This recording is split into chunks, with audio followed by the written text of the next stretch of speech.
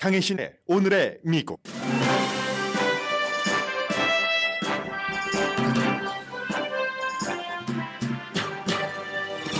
이스라엘의 지상작전이 확대되면서 팔레스타인 민간인 보호 목소리는 커지지만 이스라엘의 하마스 전멸 목표는 분명합니다. 그런데 이스라엘은 4가지 목표를 세웠고 이 4가지 목표가 상충돼서 확전되면서 평화와는 거리가 멀어집니다. 미국을 포함해 각 나라는 자국의 이스라엘계와 아랍계 반목을 두려워하기 시작합니다. 코넬 대학 주이시 센터에 학교 경찰이 배치됐습니다. 또 러시아 공화국 공항에는 이스라엘 텔라비브에서 도착한 사람들에 대한 폭력이 발생했습니다. 지난 주말 미국 각 지역 할로윈 파티에서도 적어도 11명이 숨지고 50명 이상이 부상했습니다. 바이든 대통령은 오늘 인공지능에 대한 연방정부의 첫 번째 규제안을 발표합니다. 새로운 분야에서 미국이 앞서가면서도 개인의 안전과 국가 안보를 지키는 게 초점입니다. 인쇄 매체의 대표인 뉴욕타임즈가 인공지능이 쓴 기사를 편집할 전문가 모집 공고를 냈습니다. 연봉이 18만 달러에서 20만 달러 사이입니다. 바이든이 너무 늙었다고 집요하게 공격해온 트럼프 전 대통령이 최근 말실수를 이어가자 같은 공화당 대선 후보들이 트럼프도 대통령을 하기에는 늙었다고 공격하기 시작합니다. 사법 리스크에 이은 나이 리스크입니다. 워싱턴 DC 연방 판사는 법적 조치할 기회를 주기 위해 잠시 중단했던 트럼프 전 대통령에 대한 함구령, 개그 오더를 다시 내렸습니다. 일본이 방사능 오염수를 방류한 뒤 중국이 일본 해산물 수입을 금지하자 미군이 일본 해산물을 대량으로 사들이고 있습니다.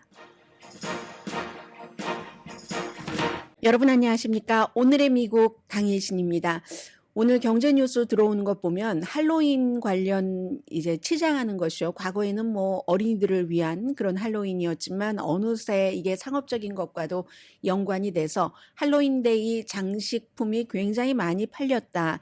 이건 이제 연방준비제도가 내일과 모레 이틀 동안 공개시장위원회 회의를 열어서 이자율 인상 여부를 결정할 텐데 내일이야 그대로 두겠지만 언제라도 다시 이자율을 올릴 수 있고 그리고 또 이자율을 내리기 시작한다 할지라도 많은 사람들이 기대하고 예상하는 속도로 빨리 내리진 않을 거다 하는 것을 보여줍니다. 그만큼 아무리 이자율을 올리고 했어도 미국 소비자들이 돈을 쓴다는 겁니다. 이건 필수품도 아니고 할로윈 장식인데 할로윈 장식을 하기 위해서 돈을 많이 쓴다. 이제 이런 뉴스 들어오고 있고요. 그리고 또 할로윈을 맞아서 지난번 이미 2주일쯤 전부터 로스앤젤레스에서는 관련 사고가 있었지만 주말에는 뭐 플로리다, 템파 인근, 인디아나폴리스 그리고 뭐 시카고 이런 많은 지역에서 할로윈 파티에서 젊은이들이 숨졌습니다. 지금 현재 적어도 이 3군데의 할로윈 파티에서 11명이 뭐겠습니까? 총격입니다. 그리고 50명 이상이 다쳤다는 보고가 나왔지만 주말이기 때문에 아마 이것보다는 더 많을 것 같습니다. 이런 것들도 오늘 내일 사이에 여러분들께서 특히 이제 젊은이들이 있는 가정에서는 주의를 하셔야 되는 거고요. 그리고 메인주에 18명을 살해하고 13명을 부상하게 한 예비군이었었던 40살의 그 용의자는 본인이 이제 숨진 채 발견이 돼서 메인주에서는 오늘 아침에는 조금 안도의 숨을 쉬고 있습니다. 토요일에 수사당국이 용의자가 일하던 리사이클링 센터의 대형 쓰레기통 안에서 스스로 머리에 총을 쏴서 숨진 그 용의자의 시신을 발견했습니다. 굉장히 어수선하죠. 이렇게 어수선하긴 한데 지금 미국뿐만이 아니라 세계에서는 이스라엘 가자 지구를 주목을 할 수밖에 없습니다. 이제 23일이 됐습니다. 10월 7일에 하마스가 이스라엘 남부로 쳐들어가서 아주 잔인하게 이스라엘 사람들 1,400명을 살해하고 200명 이상을 인질로 잡아갔습니다. 그 인질 가운데 풀려난 사람은 4명밖에 되지 않고 그동안은 아마 하마스와 이스라엘, 미국, 세계 각 나라가 인질 협상을 하는 이것 때문에 아마 이스라엘의 지상군이 본격적으로 가자지구로 침공하는 것이 늦어지지 않았는가. 뭐 여러 가지 이유가 있지만 미국도 말리고 서방 세계도 말리고 그렇지만 가장 중요한 좀 실질적인 이유는 이게 아니었는가 보여집니다. 지금에 와서 보니까 인질 협상이 끝났다고 보여주는 겁니다. 하마스도 원래 인질을 그렇게 쉽게 내주지 않는데 벌써 이제 침공하고 나서 며칠 만에 2명, 또 그리고 며칠 만에 또 2명. 이런 것은 시간을 벌려고 했었다. 그런데 이제 더 이상은 시간을 벌 수도 없고 이스라엘이 벤자민 네탄야후가 지난 주말에 2단계라고 얘기를 했습니다. 이스라엘의 목표는 1단계건 2단계건 저렇게 잔혹하게 우리 국민들을 살해한 하마스를 이제야말로 전에 몇 번의 전쟁에서는 하마스를 약화시키는 게 목표였다면 이번에는 완전히 제거다 하면서 벤자민 네탄야후가 국민에게 이 전쟁은 어렵고 오래 걸릴 것이다 라고 선언을 했습니다. 그런데 지금 미국과 서방 세계는 계속 날이 가면 갈수록 물론 이스라엘 국민 1,400명이 이스라엘 국민만 숨진 건 아니지만요. 이스라엘 땅에서 하마스가 잔혹하게 살해한 것에 대해서 이스라엘이 보복을 할 권리도 있고 그리고 여러 가지 그 조치를 취할 정당한 정당 방어의 권한이 있다고 얘기를 합니다. 주권 차원에서 미국 대통령도 마찬가지고 어제 바이든 대통령과 벤자민 네탄야후 이스라엘 총리가 전화 통화를 했습니다. 그렇지만 날이 가면 갈수록 세계 사람들이 아무리 그 세계 언론이 그 주이시들이 장악하고 있다 할지라도 알려지잖아요. 요즘은 소셜 미디어를 통해서. 그래서 그런 그 반감들과 여러 가지 그 무고한 하마스가 아닌 일반인들에 대한 동정론이 퍼질 수밖에 없습니다. 이건 처음부터 기정사실로 미리 예상됐었던 시나리오입니다. 그러니까 미국 대통령도 이 바이든 대통령이야말로 이 카톨릭 신자면서도 주이시가 아니면서도 시오니스트다라고 얘기하는 사람입니다. 본인이 아주 어렸을 때 아버지가 디너 테이블에서 홀로코스트를 세계 사람들이 막지 못하고 방치했었던 것에 대한 죄책감 같은 것도 얘기를 했고 바이든 대통령이 연방 상원 의원을 할 때 초기의 보좌관이라든가 아니면 초기의 보좌관 중에 한 사람이 바로 지금 국무장관이 돼 있는 앤토니 블링켄입니다. 주이시 스텝파더 어머니도 그렇고 그래서 이제 이 주이식의 보좌관들이 많았기 때문에 바이든 대통령은 아주 뼛속까지 그 친이스라엘계입니다.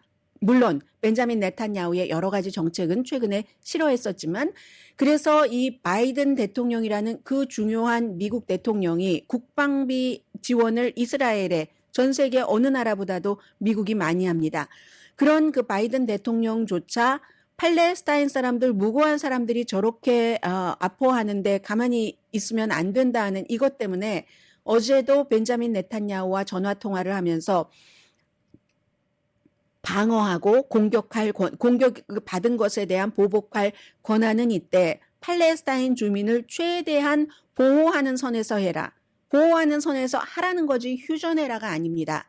주말에 유엔에서 140개국이 이건 일단 휴전을 해야지 된다. 팔레스타인 가자 주민들이 너무 안 됐다라고 140개국이 휴전에 투표를 하는 동안 이스라엘과 미국을 포함해서 몇몇 이름도 잘 알려지지 않은 그런 국가들만 휴전에 반대를 했습니다.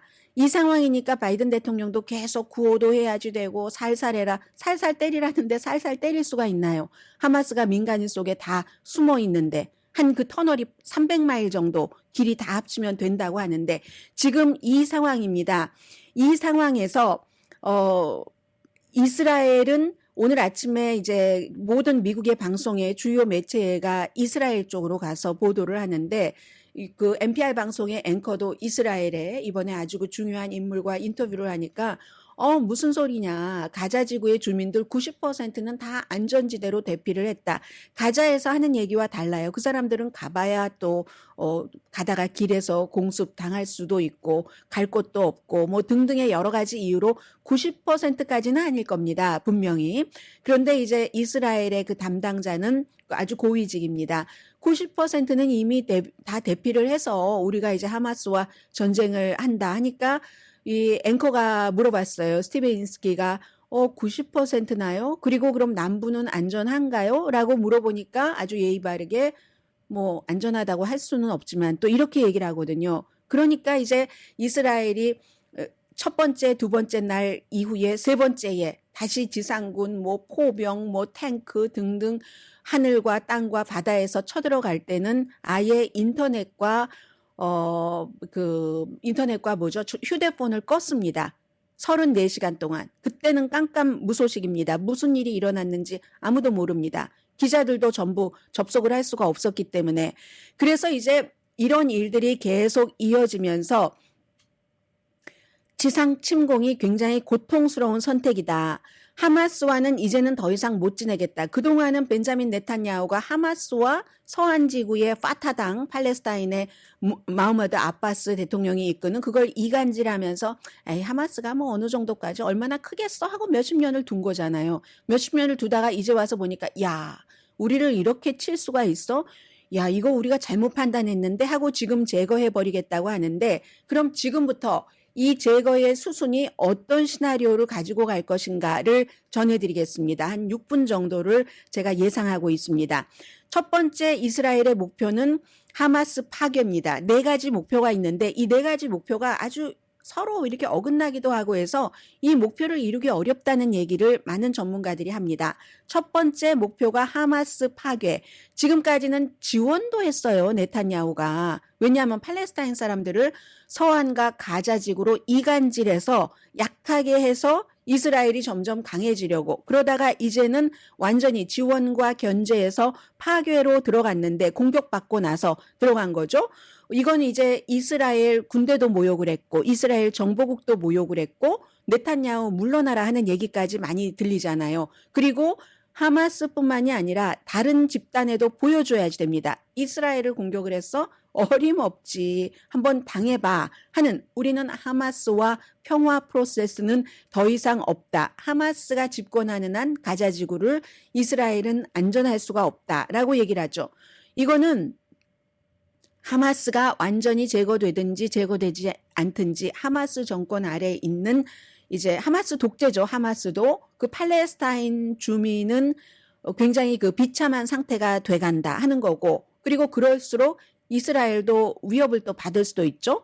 두 번째 목표는 정말 중요한 인질 석방입니다. 이 인질 석방 문제가 이스라엘이 하마스를 잡으려면 가자로 들어가야지 되는데 그 전투를 방해할 가능성이 상당히 높습니다. 앞서 말씀드린 것처럼 지상군을 조금 늦게 들어오려고 하면서 4명 정도 풀어주고 지연작전을 하마스가 한 것 같은데 이용한 것 같은데 지금은 이제 그 인질로 잡혀간 사람들의 가족과 사랑하는 사람과 친구들이 이게 그 이스라엘에 그렇게 너무 강하게 하지 마라. 하마스가 내가 사랑하는 사람을 살해하면 어떻게 할 건데? 이렇습니다. 그래서 대중의 열화와 같은 지지가 없는 한 벤자민 네탄야후로서도 아주 냉혹하게 시가전을 하기가 힘듭니다. 세 번째 목표는 사상자를 최소화하는 겁니다. 이건 2가지 방면인데 하나는 이스라엘 군대의 사상자, 지상전으로 들어가면 이미 이제 들어간 거고요. 들어가면은 사상자를 최소화해야지 됩니다. 만약에 이스라엘 군인이 많이 다치면 이거는 가자지구 지상전 전면적으로 다 재검토를 해야지 될 수도 있는 겁니다. 그리고 이스라엘이 국민을 얼마나 소중하게 생각하면 하마스 포로 한 명 이스라엘 포로 한 명 데리고 오는데 하마스 포로 한 뭐 1,000명도 풀어주고 하잖아요. 그래서 이스라엘 군인 이건 작전 전체가 위협이니까 사상을 굉장히 줄여야지 되고 팔레스타인 민간인들이 지금 8,000명 정도 숨졌다고 합니다. 이스라엘 숨진 사람, 이스라엘에서 하마스의 공격으로 숨진 사람 1,400명입니다. 그리고 이 8,000명 가운데서 3,000명 이상이 어린아이들입니다. 미성년자예요. 그러면 3,000명 이상이 23일 동안 이스라엘 군에 의해서 공습 등에 의해서 숨진 이 숫자는 2019년 이후 2023년 지금까지 세계 모든 나라에서 일어난 전쟁에서 어린이가 숨진 그 숫자를 다 합친 것보다도 많습니다. 3천 몇백 명이라고 하는데 워낙에 가자지구에 어린 인구가 많기 때문에 그렇죠. 이렇게 될 때는 국제적인 압력이 오늘보다 내일, 내일보다 모레 더 강해집니다. 이스라엘을 향해서 이거 휴전해라 하는 그런 것. 그래서 그렇기 때문에 과거에도 이스라엘의 어떤 그 과격 세력과 또 하마스와도 가자 팔레스타인 과격 세력과 하마스와 이스라엘이 전쟁을 할 때 아주 빠르게 했던 겁니다. 일주일, 열흘, 2주일 이렇게 탁 가서 강하게 치고 싹 빠지는, 아니면 민간인 사상이 너무 심해서 이스라엘이 비난을 받고 있기 때문에 그런 문제죠. 그런데 이번에 시간이 굉장히 빨리 흘러가고 있습니다. 민간인 목숨도 이렇게 많이 숨졌고, 에너지 공급 문제로 그 이스라엘은 그 어떠한 그 뭐라고 하나요? 그 무기로 비밀 병기 같은 것, 비밀도 아니죠. 누구나 다 아는 비밀로 사용하려고 하는 겁니다. 왜냐하면 에너지를 안 주면 하마스는 터널에서 살고, 터널에서 살면 터널에도 다 이게 메트로 시스템과 비슷한 거예요. 그래서 터널에도 다 공기가 들어가야지 되고 빛이 들어가야지 되고 불이 켜져야지 되고 하는데, 이 연료를 공급하지 않으면 언젠가는 지상으로 나올 수밖에 없다는 그 같은 전략인 거죠.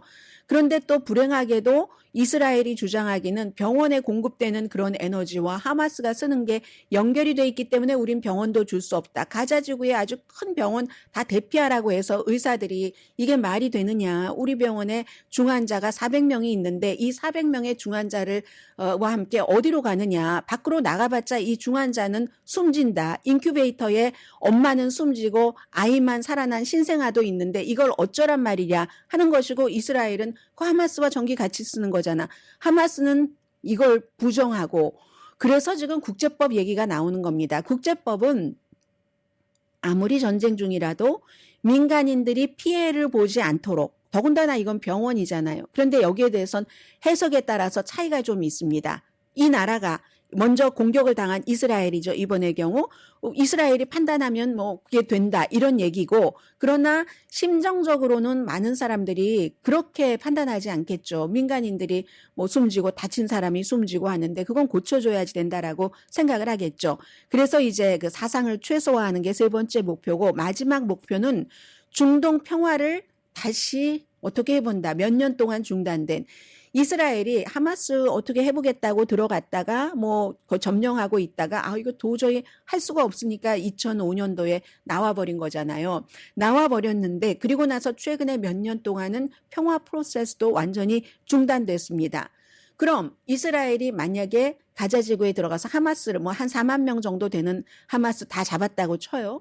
인구가 220만에서 250만 명을 다 이동하라고 하면서, 이스라엘 말에 따르면 90%가 이동했다고 하고 팔레스타인 말에 따르면 뭐 한 60% 정도 이동했다고 하는데 4만 명 잡자고, 그 4만 명이 대단한 포악한 4만 명이긴 하죠. 그래서 220만 명에게 다 대피하라고 명령을 내리고 그렇게 해서 잡았다고 하면, 그리고 나서 그럼 그 다음에 플랜이 뭐냐? 오늘 NPR 방송의 앵커가 그렇게 물어보더군요. 플랜이 아직 없는 거예요. 이스라엘은 계속 강조해서 우리 이스라엘은 하마스만 잡고 나간다. 이거 좋게 들리죠? 좋게 들리는 게 아니죠. 지금 가자 지구는 이미 석기 시대입니다. 빌딩들이 다 무너져서 석기 시대로 만들어 놓고 이스라엘은 나간다는 얘기예요, 그냥. 그럼 그 다음에는 하마스는 없고 가자 지구는 누가 통치를 하느냐? 아랍 국가에서도 통치하지 않는다고 하는데, 진정한 평화에 대한 전망이 없이는 이스라엘이 하마스를 잡아도 지지받기가 아주 힘든 겁니다. 그러려면 이제 아랍권의 지지를 받아야지 되는데, 아랍권이라고 무조건 팔레스타인을 지지하는 것 아니거든요. 아랍권에서 하마스를 끔찍하게 싫어하는 그런 국가들, 그런 지도자들이 많이 있습니다. 하마스뿐만이 아니라 이란이 지지하는 헤즈볼라도 징글징글하게 싫어하는 지도자들이 많이 있습니다. 이건 이제 그들의 종교적인 차이 같은 것도 있겠죠. 시아파와 수니파에서. 그런데 공개적으로는 못하죠. 왜냐하면 국가의 지도자들은 우리 하마스도 싫고 이란도 싫어하지만 그 지도자의 통치를 받고 있는 국민들은 그냥 같은 피, 같은 얼굴, 같은 색깔인 겁니다. 팔레스타인 사람들이 소셜미디어를 볼 때 이스라엘에 의해서 공격을 받아서 어린아이들이 막 피를 흘리면서 울고불고 하는 것을 보면은 국민들은 다 거기에 동조를 하거든요. 여기에 이제 설령 하마스나 이란을 싫어하는 아랍 국가들도 고민이 여기에 있는 겁니다. 이런 것들이요.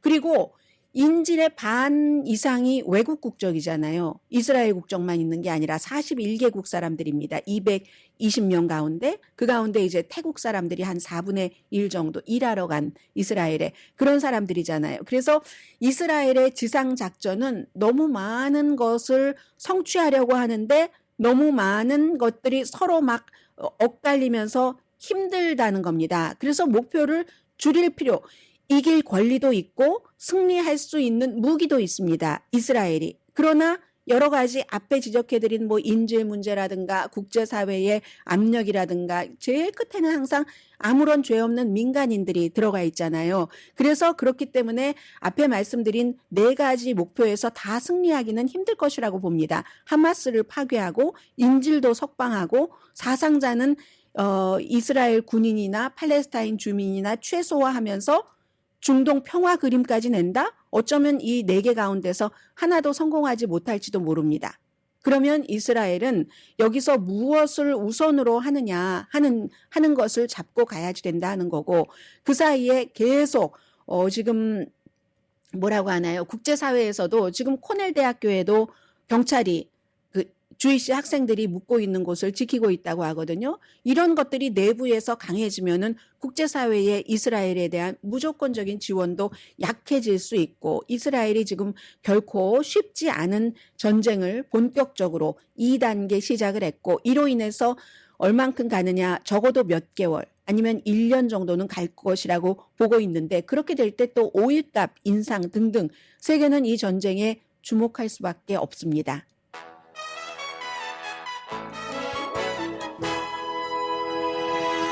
저는 가장 궁금한 것이 300마일이나 되는 그 터널을 어떻게 다 할까? 그럼 터널을 파괴하기 전에 지상에서 폭발을 해야지 되는데 얼마나 많은 사람이 숨져야지 될까? 그런 생각 들고요. 나머지는 또 기회 되는 대로 오늘의 미국 시간이 끝나기 전에 전해드리겠습니다. 잠시 뒤에 이번 주에 미국에서 아주 중요한 일들이 많이 일어나거든요. 대강의 그림과 이슈 전합니다. 라디오 서울 방송 오늘의 미국 듣고 계십니다. 네, 이번 주에는요, 이제 잠시 뒤에 이제 3번째 섹션에서 얼마나 이 인공지능이 중요한가. 그래서 바이든 대통령이 오늘 아직은 아닌데요, 오후에 이제 기자회견을 통해서 발표를 할 거거든요. 인공지능에 대한 그 산업에 대한 규제, 행정명령 같은 것이요. 그리고 내일 할로윈데이입니다. 미국에서는. 이거 굉장히 여러분들 중요하게 좀 조심을 하셔야지 되고요. 최근에 뭐 총격 사건이라든가 이런 게 많이 일어나고 있기 때문에, 그리고 내일과 모레 이틀 동안 연준이 이자율 인상 여부를 결정하는 공개시장위원회 회의를 합니다.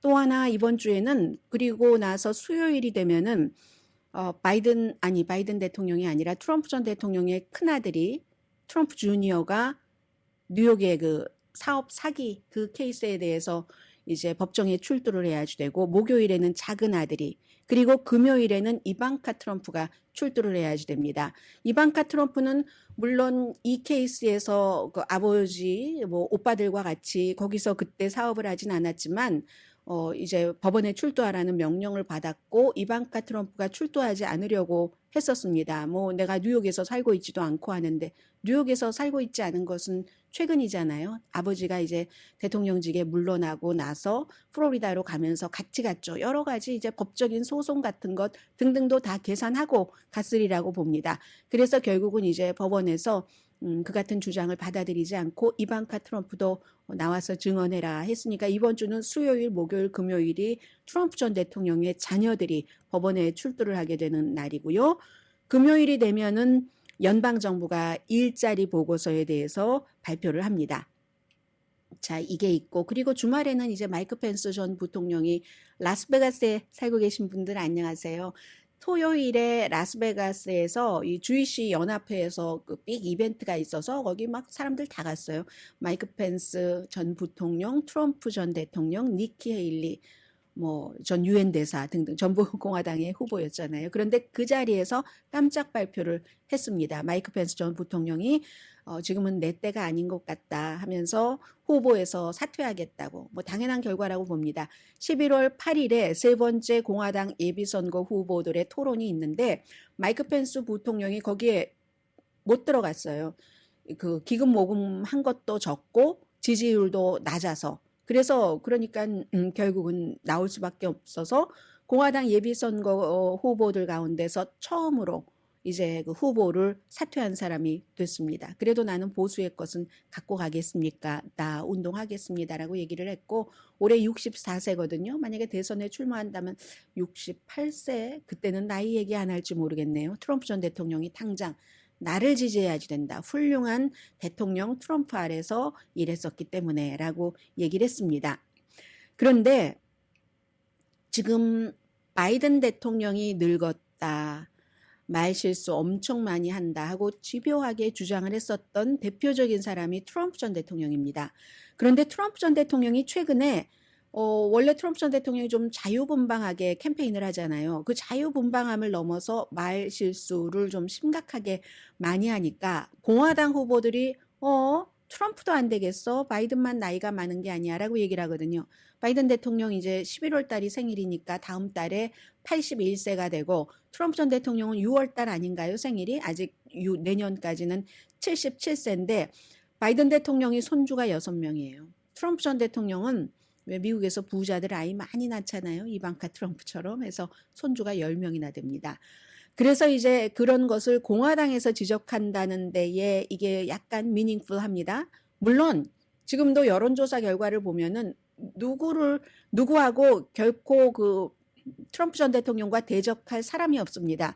아이오와주에서 니키 헤일리라는 전 유엔 대사가 론 디센티스 플로리다 주지사보다 조금 누르고 앞서간다고 하지만 트럼프와의 격차는 이만저만한 게 아니거든요. 그런데 후보들이 트럼프 전 대통령이 토론회에 나오지 않는데 계속 나이를 잡고 얘기를 한다면 그게 어느 정도 영향을 미칠지는 모르겠습니다. 이런 실수를 합니다. 예를 들어 어제 아이오와주의 수시티에서 수시티를 수폴스 이건 이제 그 사우스다코타 그 인근에 있는 75마일이나 떨어진 그런 곳에 있는 뭐 고맙다 뭐 이런 항상 어디 가면 그 사람 그 동네 얘기하고 동네 정치인도 얘기하고 하잖아요. 그런데 그런 실수를 했고 그리고는 내려갔습니다. 무대에서 내려갔는데 연단에서 나중에 이제 누군가가 얘기를 해줬겠죠. 수 시리즈 그게 수 폴스가 아니라고 수 폴스 시리가 아니라 그냥 수라고.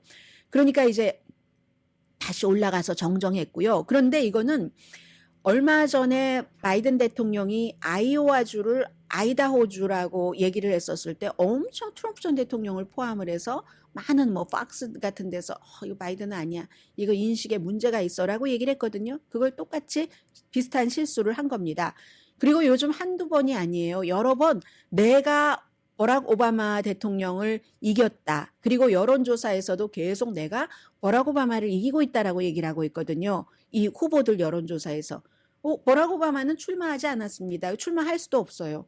헌법에 이 사람 2번 대통령을 했기 때문에. 그런데도 계속 오바마를 얘기를 하는 것. 그리고 10월 11일이면은 10월 7일이 이스라엘이 하마스로부터 잔혹한 공격을 당한 때입니다. 나흘 지났을 때 오랜 동안 미국과 이스라엘의 적이었던 무장단체의 집단적인 지성이 있다. 그 집단은 이란이 지지하는 헤즈볼라 이렇게 얘기를 했잖아요. 이것도 판단이 그렇게밖에 할 수 없었을까라고 지적을 하고 지난주에 뉴햄프셔주에서는 헝가리의 독재자 빅토 오르반을 칭찬을 하면서 터키 지도자라고 했거든요. 이건 본인이 스스로 고치긴 했습니다. 그리고 하마스 이름은 반복적으로 잘못 말합니다. 허마스라고. 하마스는 뉴스에 관심이 없는 분들도 다 알고 계시잖아요. 뭐 미국에선 테러 그룹 무장단체라고 하고 그러나 가자지구에서는 팔레스타인 주민들이 이제 파타당에 질렸다. 너무 우유부단하고 되는 일이 없어 하면서 투사처럼 싸워봐라 하고 하마스를 당으로 만들어서 하마스가 지금 지배하고 있잖아요. 그래서 이 하마스는 다 합니다. 근데 허마스라고 얘기를 한다던가 그래서 이게 바로 나이 탓이다라고 얘기하는 게 많습니다. 유권자들은 아직도 바이든은 많이 늙었고 다시 대통령을 하기에 트럼프는 뭐 그렇지 않아 뭐 한 50% 아래 43% 정도 전반적으로 여론조사 결과를 종합해 보면 그 정도가 되잖아요. 그런데 이게 만약에 유권자들 사이에서도 그 같은 격차가 자꾸만 트럼프가 이렇게 반복을 하면은 그게 줄어들면 전에는 이런 일이 없었거든요. 트럼프 전 대통령이. 그러면 잃을 게 더 많은 사람은 트럼프 전 대통령이죠.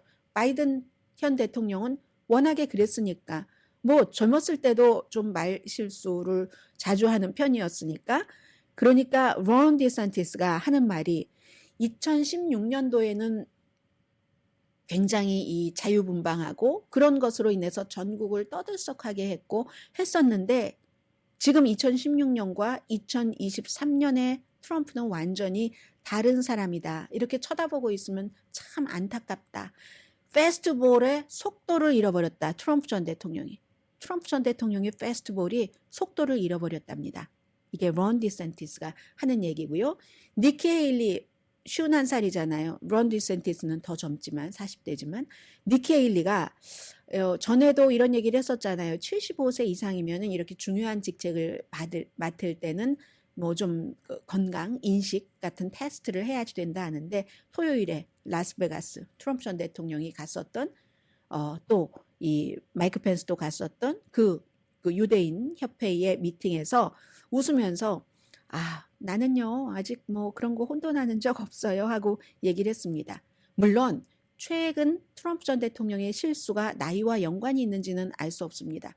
Maybe 지금 사법 리스크를 지금 뭐 헤쳐나가느라고 너무 머리를 여기저기 신경을 분산하니까 그래서 그럴 수도 있어요. 그 자체도 굉장히 문제가 되는 거고요. 대통령이 돼도. 아무튼 그동안 비정통적인 스타일로 프롬프터 잘 안 보고 자유롭게 청중들과 얘기하고 청중들이 발을 구르면서 좋아하고 했었던 그래서 가장 효율적인 소통가, 커뮤니케이터 이렇게 얘기를 했었는데 그 트럼프 전 대통령이 그 가장 중요한 장점의 빛을 잃어가고 있다는 얘기 나오고요. 이게 아마 사법 리스크 같은 신경 쓰는 데가 많으면 사람들이 집중력이 좀 떨어질 수 있겠죠. 그걸 이제 크게 다루는 매체들이 생기기 시작했고요. 그리고 보시면은 그 아들, 딸들이 이번 주에 쭉 그 비즈니스 사기 여기에 대해서 증언을 하지만 판사가 이건 다른 케이스입니다. 하도 케이스가 많으니까 워싱턴 DC의 연방 판사예요. 이 워싱턴 DC는 1월 6일 의사당 폭동 사건에 대해서 트럼프 전 대통령이 선거 결과를 뒤집으려고 했는가 잭 스미스 특별검사가 기소한 4개 케이스잖아요. 혐의잖아요. 거기에 대해서 지금 그 타냐 추특한 트럼프 전 대통령이 그전에 많이 그 욕했었던 이 판사가 최근에 잠정적으로 이 개그 오더 함구령을 풀어줬었거든요. 왜냐하면 미국에 다 법적으로 모든 사람에 대해서 권한을 줘야지 되기 때문에 함구령을 내렸다가 왜냐하면 판사, 뭐 검사, 누구 증인에 대해서 비방하고 증인에 대해서는 특히 나에 대해서는 나쁜 증언해봐 너 이렇게 위협하고 이런 일들을 많이 하니까 개그 오더를 내렸죠. 개그 오더를 내렸는데도 개그 오더를 내리면서도 항소할 수 있는 법적으로 어떤 조치를 취할 수 있는 기간을 줬습니다. 기간을 줬더니 또 말도 못하게 하는 거예요. 지난 한 주일 내내 이 판사의 얘기입니다. 판사가 딱 그 웹사이트에 올린 거예요. 그래서 다시 개그 오더 막 잭 스미스 특별검사 미쳤어. 그리고 특히 마크 메도우즈라는 마지막 비서실장이 잭 스미스 이제 수사를 진두지휘하는 그런 그 대배심에 올해 3번이나 면책 특권을 받고 트럼프 전 대통령의 1월 6일 의사당 폭동 사건과 관련된 증언을 했다는 것 아니겠어요. 그랬더니 그 사람이 하는 말은 신빙성이 없어. 본인의 비서실장이요. 신빙성이 없어. 그리고 누구든지 이 마크 메도우스처럼 증언을 하면은 약하거나 아니면 비겁한 사람이야. 이렇게 증인들에게 위협적인 메시지를 자꾸 주니까 중단했던 개그 오더를 다시 내렸습니다. 트럼프 전 대통령 하는 얘기는 똑같습니다. 표현의 자유, 수정헌법 1조, 트럼프의 권리를 침해했고 그리고 후보로서의 활동을 막는 거다. 트럼프 전 대통령은 후보로서 뭐 경제정책을 얘기하지 않습니다. 지금 이스라엘과 팔레스타인의 전쟁을 얘기하지 않습니다. 오로지 본인이 사법적인 어떤 그 혐의로 기소가 돼서 재판받는 것이 잘못이다. 마녀 사냥이다. 이걸 캠페인의 팀으로 가지고 갑니다. 잠시 뒤에 인공지능에 대해서 말씀드립니다.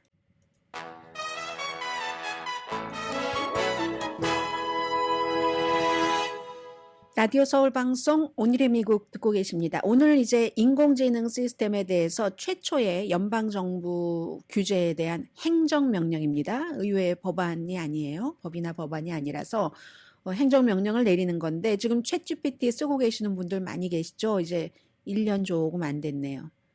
1년 조금 안 됐는데 챗GPT가 인간과 거의 이제 비슷한 능력, 지식, 어떤 건 인간의 기억력보다 훨씬 좋은 것도 있습니다.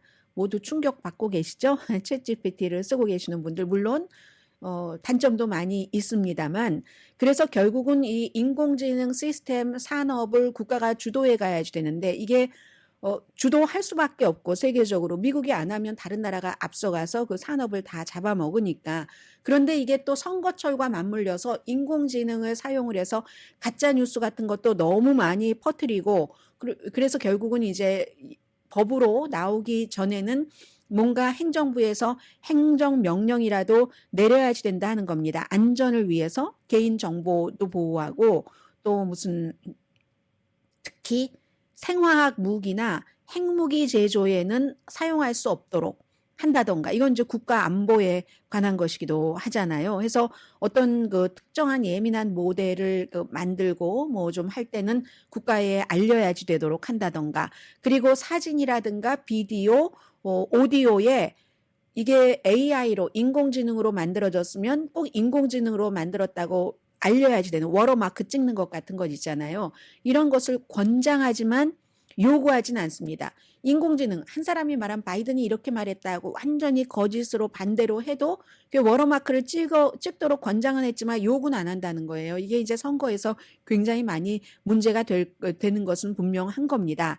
그래서 AI의 인공지능의 힘을 영원히 활용을 하면서도 잠재적으로 위험하니까 이런 거 보호해야지 되는 것을 이제 시작을 하는 겁니다. 이 행정부에서도 시작을 하고 일단 기본적으로 행정부에서는 인공지능을 비자 발급하는 것이라든가 아니면 무슨 뭐 범죄를 예측한다던가 법의학 무슨 분석 같은 데도 쓰인다고 하거든요. 그래서 결국은 뭐 해야지 되는 것 하는 건데 행정명령은 법을 대처할 수 없습니다. 또 행정부가 바뀌면 또 뒤집히니까 그래서 의회가 인공지능에 관한 법을 마련해라 하고 지금 촉구를 하고 있고요. 제가 주말에 이렇게 신문을 보다가 무슨 타블로이드 비슷한 걸 봤는데 타블로이드를 보고 뉴욕 타임즈의 그 공지사항을 보니까 결국 이렇게 된 겁니다. 뉴욕 타임즈 하면 신문 매체의 대가잖아요. 마스터 오브 마스터인데 결국은 인공지능으로 기사를 쓰는 것을 받아들이는 겁니다. 인공지능으로 기사를 쓰는 것을 검증할 프로페셔널 사람을 뽑는다. 기본 자격, 뭐 우대하는 자격 등등 쭉 써서 연봉이 굉장히 많아요. 6피규어예요. 18만 달러에서 20만 달러. 뭐 이쪽 분야의 경험이 좀 있는데 인공지능이 쓴 기사가 마저 틀려하는 것을 검토하는 여기까지 이제 인공지능은 갔고요.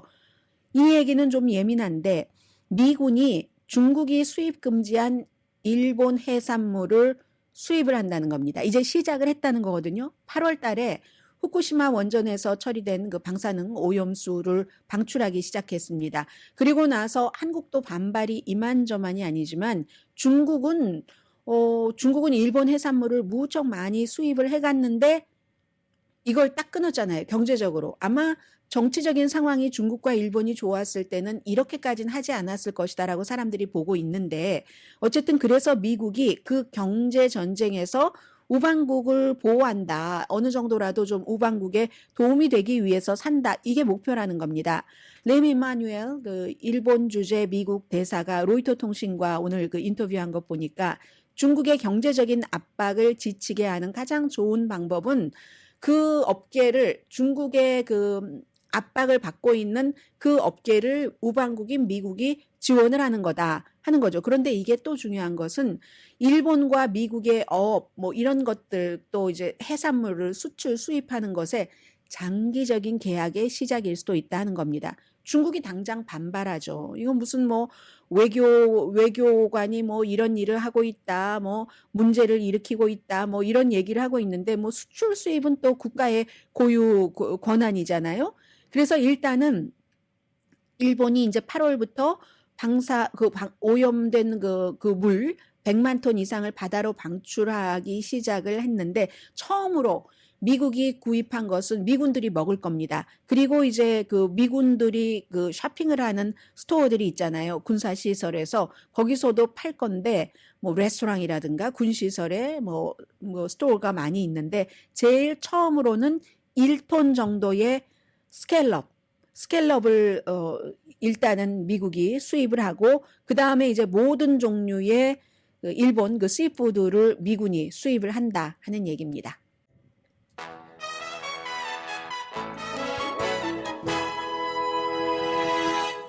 라디오 서울 방송 오늘의 미국 듣고 계십니다. 대학생들은 요즘에 정말 힘듭니다. 거의 모든 대학교에서. 그런데 특히 이제 뭐 아이빌리그 대학교 학생들이 더 친이스라엘, 반이스라엘 때문에 힘들죠. 오늘 그 코넬 대학교에서 발행되는 코넬 데일리 선 신문을 보니까 코넬 대학교에 이제 주이시 센터가 있습니다. 센터 포 주이시 리빙. 왜냐하면 주이시 사람들이 먹는 음식이 다르고 코셔 음식을 먹어야지 되고 하니까 그런 센터가 있는데 여기를 주이시 학생들에 대한 폭력적인 위협, 살해 위협까지 있기 때문에 경찰이 아주 단단하게 지키고 있답니다. 지금 이스라엘이 하마스의 공격을 받은 이후 그 뒤에는 이제 계속 하마스를 이스라엘이 공격하고 있지만 그리고 나서 미국 내에서 주이시들에 대한 유대인들에 대한 그런 혐오 감정 이런 것들이 388%가 증가했답니다. 거의 4배가 증가했다고 합니다. 그러니까 코넬 대학교 총장이 마샤 폴락 총장이에요. 여자 총장이잖아요. 도저히 있을 수가 없다. 왜냐하면 온라인 학생들 뭐 사용하고 하는데 유대인 학생들에 대해서 어느 정도로 폭력을 쓰냐면요. 말의 폭력이냐면 뭐 총으로 쏘겠다. 이렇게 위협을 하거나 또 코셔 식당을 왜 유대 학생들을 위해서만 그런 식당을 주느냐. 그 식당을 폐쇄해야지 된다라고 얘기하니까 이 코넬 대학교에서는 이렇게 위협하는 학생들 찾아서 거기에 맞는 벌을 주겠다라고 하고 캠퍼스 경찰이 연방 수사국에 이 케이스를 넘겼습니다. 이건 이제 증오범죄, 혐오범죄에 속하고 있기 때문에요. 그래서 학생들이 토론할 수 있는 웹사이트 그 그리클랭크에 특히 이제 위협적인 글이 많이 쓰여진다고 하고 삭제해도 또 올라오고 삭제해도 또 올라오고 하니까 학생들이 굉장히 무서워한다는 이런 얘기들 그리고 이제 팔레스타인 사망자가 늘어나면서 당연히 있는 그런 일들이고요. 그리고 러시아에 있는 공화국, 다케스탄 공화국 북부요. 이슬람교도가 많은 그런 지역이잖아요. 거기서 어제 이스라엘의 텔라비브에서 오는 비행기가 온다 하는 것을 알고는 친팔레스타인계 사람들이 가서 20명이 다쳤답니다. 그래서 이제 그 러시아 군이 진압을 하고 공항이 일시적으로 폐쇄가 되고 막 시위대들이 뭐 신은 위대하다 이런 얘기들 하고 세계 다 어디서든지 이런 일들이 굉장히 도미노처럼 일어나고 있습니다. 안전한 한 주일 보내세요. 강혜신이었습니다.